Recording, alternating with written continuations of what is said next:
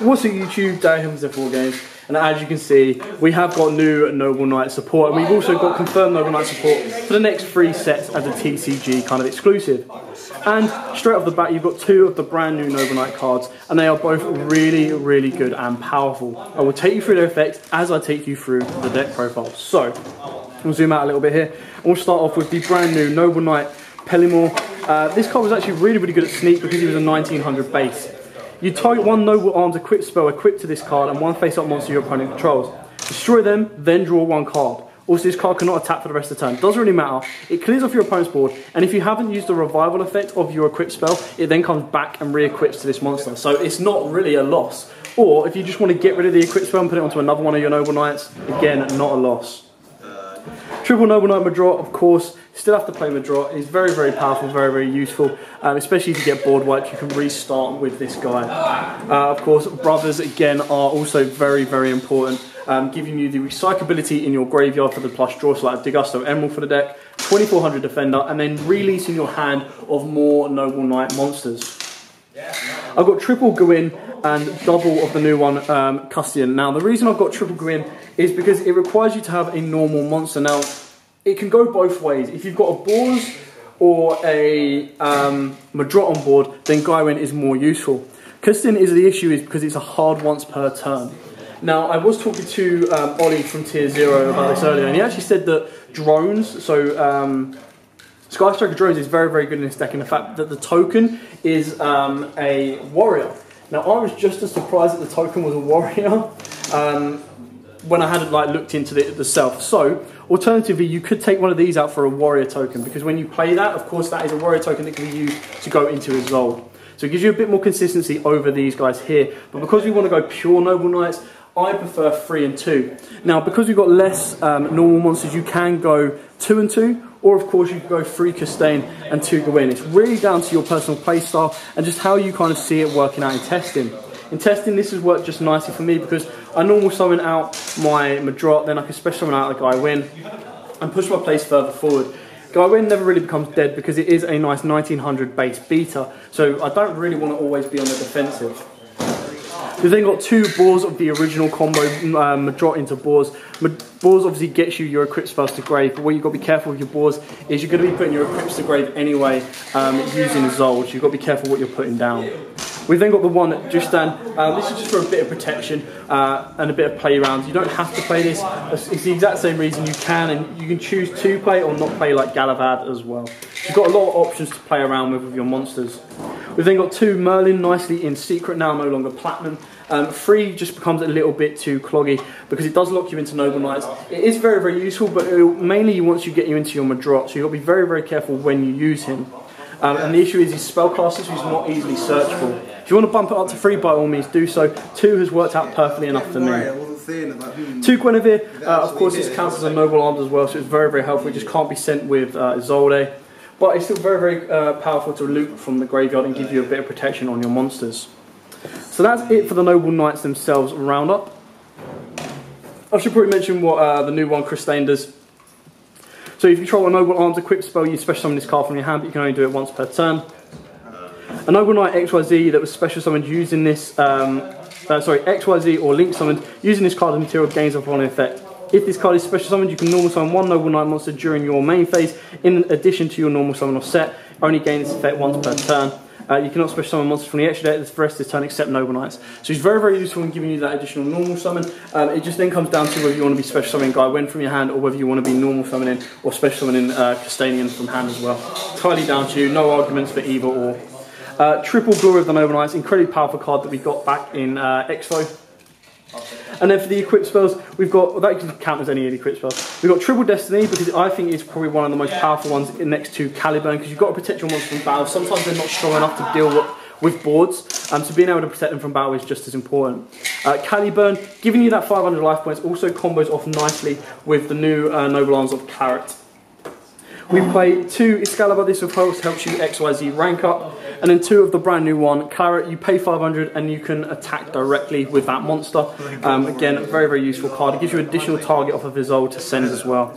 2 Gallatin, gain a K, lose 200 every standby phase.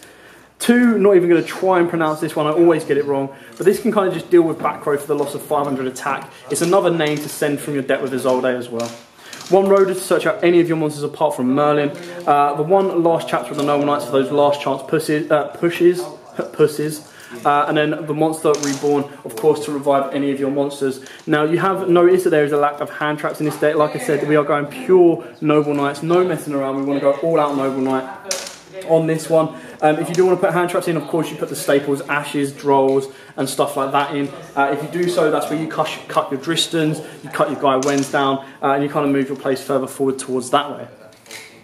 Now on to the extra deck. Now the extra deck, we're going to start off with the Noble Knights, and we play, of course, 2 of everything. So we've got 2 of the brand new card, Sacred Noble Knight of King Christian. Now this card is really, really cool. I love this card. So it's 2 level 4 Noble Knights. You detach any number of materials from this card, then target that many cards your opponent controls. Return them to the hand. If this card is destroyed by battle or card effect and sent to the graveyard, you special summon 1 Noble Knight XYZ monster from your extra deck, except himself. And if you do, attach this card from your graveyard to that monster as material. It's treated as an XYZ summon, you can only use the effect once per turn. Very, very cool. 2500 defender, 15k attacker, and he can get you into any of your other XYZs of Archicus, the King of the Noble Knights, or of course Sacred Noble Knight, King Archicus. All know what these are right now. I've kind of taken out 1 of each of these for 1 of each of the new ones. We've then got 2 Isolde, of course, incredibly powerful. This is the biggest risk of any change in the deck. I very rarely see anything else in the main deck change right now, or even in the extra deck. This will be the first thing that changes because of the use of abuse it's getting in everything else. If it does get hit, you can bump this guy up here. So hit Hossingen. Now the reason we're playing this is because all the Noble Knights are light. So if you have to go for that little push, not that they always need an additional 500 attack, but this could be very, very helpful to push all your Noble Knights over. It then turns Paladin into a base of 2400 for a normal summon. Palamore, sorry. It then also gives your brothers a 2900 defense, which is insanely powerful for a normal summoned or special summoned monster. We've then got a small package of Nightmares of Phoenix and Unicorn, just to help you link up. And obviously what you've got to remember is some of the Noble Knights lock you into Noble Knights for the turn, especially your brothers and your Crystanian, so you've got to be very, very careful on what you play.